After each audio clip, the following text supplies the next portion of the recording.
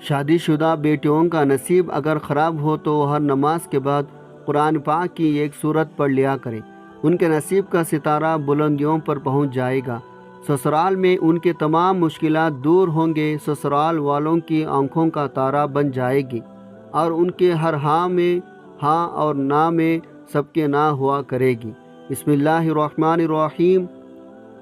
حضرت سیدہ فاطمہ رضی اللہ عنہا اور حضرت علی کریم اللہ وجہہ کا ایک واقعہ بخاری شریف کی روایت میں موجود ہے۔ ایک دن حضور صلی اللہ علیہ وسلم بیٹی سے ملنے گئے۔ علی رضی اللہ تعالیٰ عنہ گھر میں نہیں تھے۔ پوچھا تمہارا خاوند کدھر ہیں؟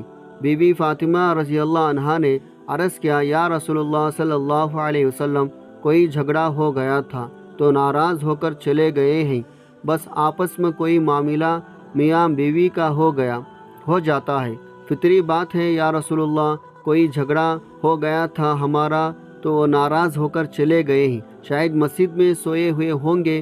حضور صلی اللہ علیہ وسلم گئے مسجد میں۔ حضرت علی رضی اللہ تعالیٰ عنہ مسجد میں سوئے ہوئے تھے۔ آپ کی ننگی زمین پر سوئے ہوئے تھے اور بدن پر مٹی لگی ہوئی ہے۔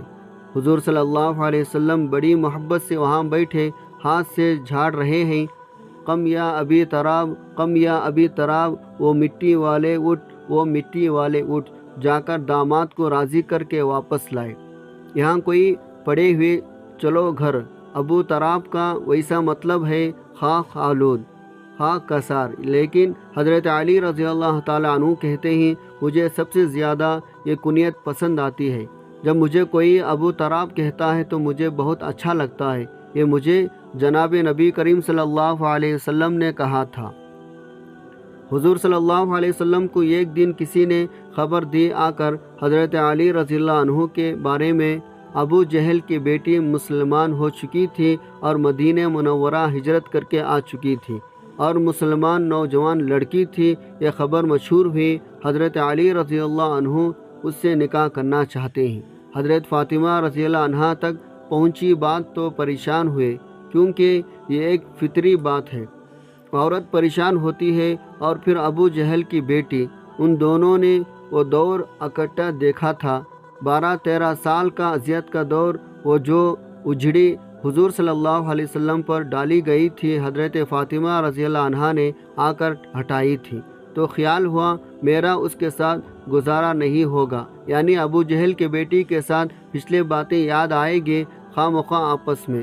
تو جا کر حضور صلی اللہ علیہ وسلم سے کہا یہ پتہ چلا کہ آپ کا امزاد ابو جہل کی بیٹی آئی ہے، اس سے شادی کرنا چاہتی ہے، تو آپ کوئی بیٹیوں کا خیال بھی کیا کرتے ہیں؟ نہیں، بیٹی باپ سے کہہ رہی ہے۔ تو حضور صلی اللہ علیہ وسلم نے جا کر فرمایا نہیں بھائی، نبی کی بیٹی اور ابو جہل کی بیٹی ایک گھر میں نہیں آئے گی۔ بخاری شریف کی روایت ہے، حضور صلی اللہ علیہ وسلم بیمار ہیں، بیٹی پتہ لینے آئی، اس وقت تک نبی کریم صلی اللہ علیہ وسلم کی باقی تینوں بیٹیوں فوت ہو چکے تھے۔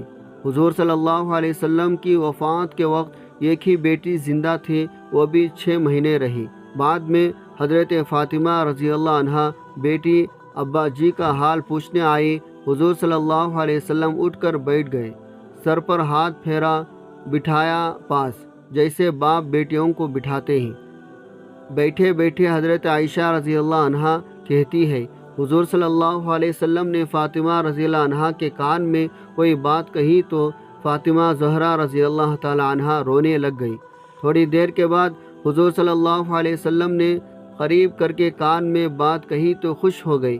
جب وہاں سے فارغ ہوئے تو میں نے الگ بلا کر پوچھا بیٹی فاطمہ مجھے بھی بتائیں حضور صلی اللہ علیہ وسلم کیا کہہ رہے تھے؟ انہوں نے کہا ابا جی نے کان میں کہا تھا جو بات کان میں کی جائے وہ کیا ہوتی ہے، راز ہوتی ہے۔ حضور صلی اللہ علیہ وسلم کے وفات کے بعد کافی دن گزر گئے تو حضرت عائشہ رضی اللہ تعالی عنہا نے پھر بلایا، میں تمہیں ماں ہونے کا واسطہ دیتی ہوں، بیٹی بتاؤ حضور صلی اللہ علیہ وسلم نے کیا کہا تھا؟ کہا ہاں اب بتاتی ہوں آپ کو، حضور صلی اللہ علیہ وسلم نے مجھے کان میں کہا تھا فاطمہ میں شاید 1-آدھا دن اسی بیماری میں جا رہا ہوں۔ بیٹی کو باپ کے وفات کی اطلاع ملی تو بیٹی کیا کرے گی، اسی لیے میں رونے لگ گئی۔ تھوڑی دیر بعد حضور صلی اللہ علیہ وسلم نے دیکھا پریشان ہو رہی ہیں زیادہ، تو کان میں کہا، بیٹی میرے بعد سب سے پہلے تم میرے پاس آؤ گے، تو خوش ہو گئی۔ حضور صلی اللہ علیہ وسلم نے اپنے وفات کی خبر دی ہے تو بیٹی رونے لگ گئی ہے، اور بیٹی کو اس کے وفات کی خبر دی ہے تو خوش ہو گئی ہے۔ یہ باپ بیٹی کا معاملہ تھا۔ یہ حدیث باپ بیٹی کے تعلق بھی بیان کرتی ہے، بیٹی کے اور اپنے شوہر کے ساتھ تعلق بھی بیان کرتی ہے، شوہر کے اپنے بیوی کے ساتھ تعلق کو بھی بیان کرتی ہے، اور سوتیلی ماں اور بیٹی کا باہمی تعلق بھی بیان کرتی ہے۔ اسی طرح ایک سسر کا اپنے داماد کے ساتھ کیا تعلق ہونا چاہیے وہ بھی بیان کرتی ہے۔ حضرت علی رضی اللہ عنہ بحیثیت ایک شوہر کے اپنے بیوی کو کبھی چیخنے اور چلانے کے انداز میں نہیں پکارا۔ ناراضگی بھی ہو گئی تو شوہر نے بیوی کی باتیں گھر سے باہر کسی سے بیان نہ کیے اور خود کو بیوی سے الگ کر لیا۔ بیوی کے والد حضور صلی اللہ علیہ وسلم کو معلوم ہوا تو آپ نے فوراً داماد کو منا لیا اور گھر لے گئے۔ بیوی یعنی فاطمہ رضی اللہ عنہا نے اپنے شوہر کی کوئی بات کسی کے ساتھ بیان نہ کی۔ یہ ہوتا ہے میاں اور بیوی کا تعلق۔ اگر باہم کوئی اختلاف رائے بھی ہو تو گھر کے کمرے تک وہ اختلاف محدود رہے۔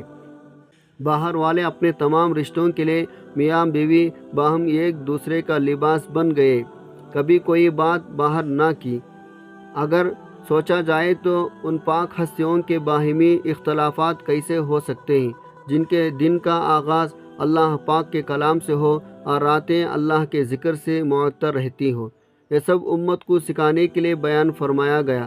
میاں بیوی میں باہمی اختلاف ہو تو کیا رویہ اپنانا چاہیے اور گھر والوں کا کیا اندازہ ہونا چاہیے، اور یہ بھی معلوم ہوتا ہے جن دلوں میں قرآن بستا ہے، اللہ کا کلام بستا ہے، نبی صلی اللہ علیہ وسلم کا فرمان بستا ہو، وہ دلوں میں بات صرف اختلافی رائے تک ہی محدود رہتی ہے، اور یہ اختلاف باہمی نفرتوں، لڑائیں جھگڑوں تک نہیں پہنچتا۔ اللہ کے کلام میں بڑی طاقت ہے، اللہ پاک کے کلام کی بڑی عظمت ہے۔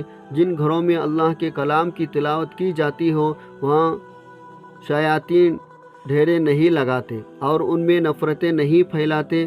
اگر جو ان شادی شدہ بیٹی اپنے سسرال میں خوش نہیں ہے اور سسرال والے اس کے راستے میں تکلیفیں، مصیبتیں اور رکاوٹیں ڈال رہی ہیں، اس کے راستے میں روڑے ان کا اٹاتے ہیں، بات بے بات اس کی عزت نفس پر حملہ کر رہے ہیں، اس کی معمولی سے معمولی خطا کو بھی بڑے سے بڑا گناہ قرار دے کر اسے طعنہ تشنیع کرتے ہیں اور رشتہ داروں میں اس کی ہر بات کو اچھال لیتے ہیں۔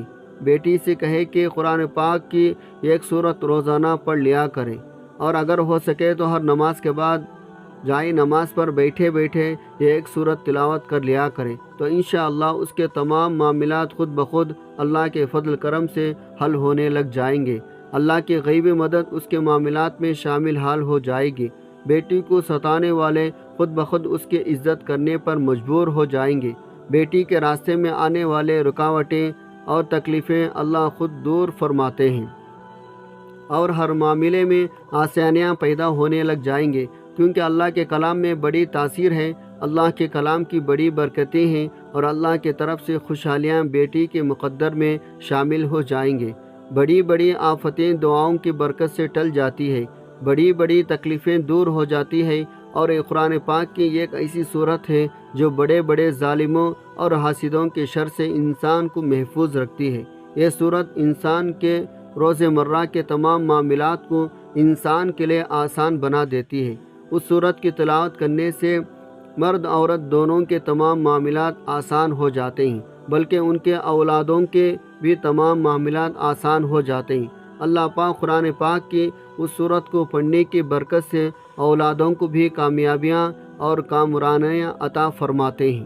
ہمارے جاننے والوں میں ایک بوڑھے بزرگ ہیں جنہوں نے اپنے جوان بیٹی کی شادی بظاہر ایک شریف خاندان میں کر دی، لیکن نہیں معلوم تھا شادی کے بعد گھر کے خواتین کا یہ رویہ نئی نویلی دلہن کے ساتھ کیسا ہوگا۔ شوہر تو بیوی کا خیال رکھتا، لیکن ساس اور نندی شادی کے فوراً بعد سے اپنے کمرے میں ڈھیرے ڈال کر بیٹھ گئے۔ اس بیچاری بہو کے ذریعے پورے گھر کا کام کاج ڈال دیا گیا۔ گھر کے تمام افراد کے کپڑے دھونے، استری کرنے، جوتے موزے تیار کرنے، گھر کے صفائی ستھرائی، روٹیاں سالن، غرض گھر کے ہر کام کی ذمہ داری بہو پر ڈال دی گئی۔ ساس سسر زبان کے تیز نکلے، معمولی بھول چوک پر بہو کو اس کی پچھلے تمام نسلوں کا اتار بٹھا یا گروا دیتے۔ چند مہینے پورے گھر کے ذمہ داریاں سنبھالنے کی وجہ سے ان بزرگ کی بیٹی سوکھ کر کانٹا ہو گئی اور بیماری رہنے لگی۔ بیچاری اپنی عزت کے سبب بیٹی کو گھر بھی نہیں بتا سکتے تھے۔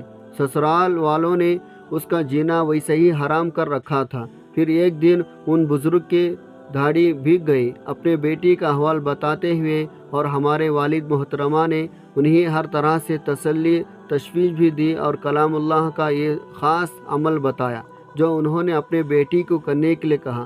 بیٹی نے پورے توجہ دھیان سے اپنے تمام مشکلات کو اپنے سامنے رکھتے ہوئے دل کی گہرائی سے یہ عمل کیا۔ اللہ سے دعا کی کہ چند ہی دنوں میں اس کے گھر کے حالات بدلنے لگے۔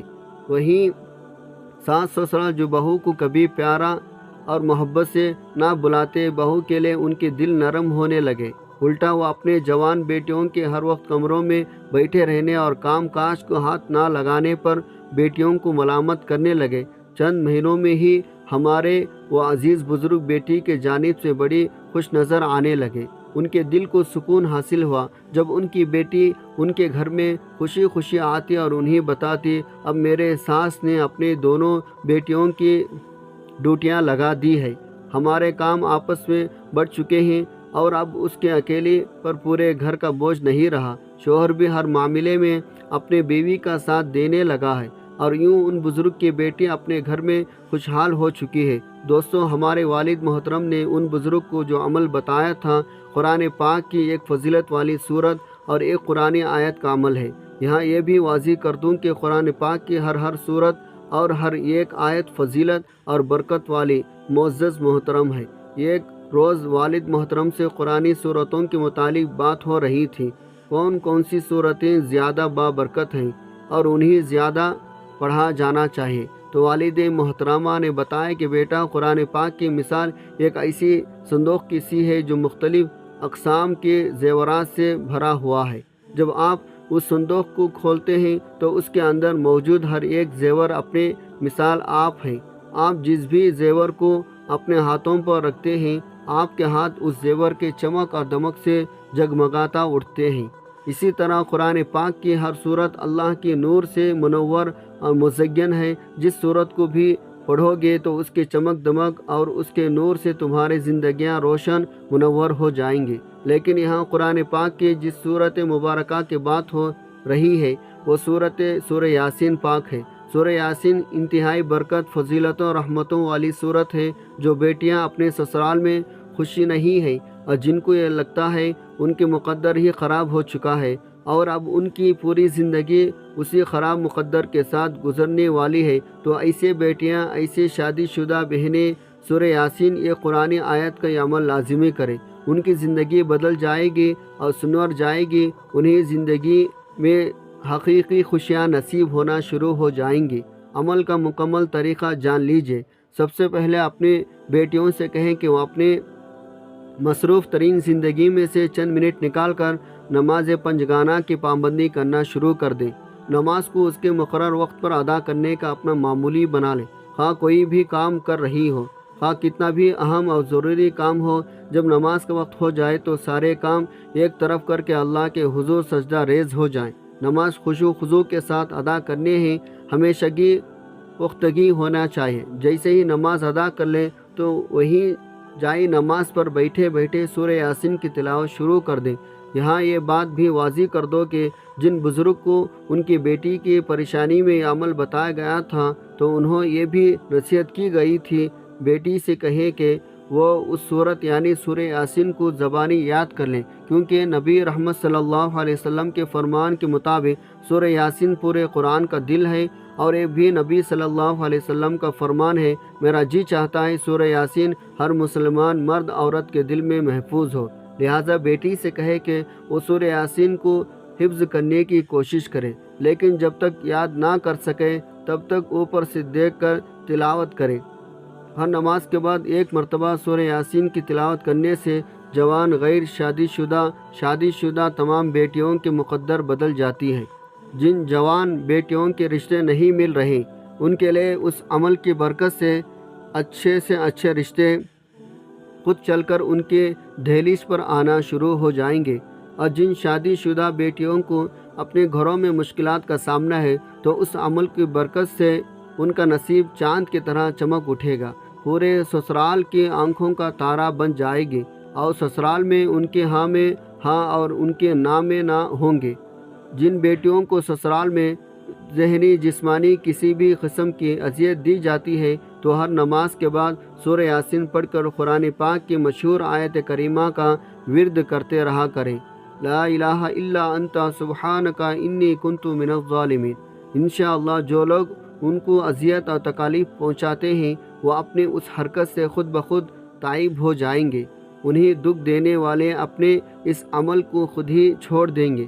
سورہ یاسین اور آیت کریمہ کی اس عمل کی برکت سے بیٹی کی ہر طرح کی پریشانی اور فکر فاقہ جاتا رہے گا انشاءاللہ۔ لیکن یہ ایک بات یاد رکھیں، بیویوں پر خاوند اور ان کے والدین کا بھی حق ہوتا ہے، لہٰذا اپنے استطاعت کے مطابق ان کی خدمت کو ملحوظ خاطر ضرور رکھیں اور انہیں اپنے طرف سے کسی طرح کا دکھ تکلیف ہرگز نہ پہنچائیں۔ یہ عمل انتہائی پر تاثیر اور حیران کن حد تک کامیابی عمل ہے۔ اس عمل سے نہ صرف سسرال میں تمام مشکلات دور ہوں گے بلکہ ایسے مائیں جو عمل کرتی ہے تو ان کے اولاد بھی کامیاب و کامران ہوں گے، ہر طرف سے انہیں خوشخبریاں ملنا شروع ہو جائیں گے انشاءاللہ۔ اللہ تبارک و تعالیٰ سے دعا ہے تمام شادی شدہ بہنوں اور بیٹیوں کے مقدر کا ستارہ روشن اور چمکدار فرمائے، نیکی کے بات کو سننے سمجھنے اور اس پر عمل کرنے کی طاقت توفیق عطا فرمائے، آمین یا رب العالمین۔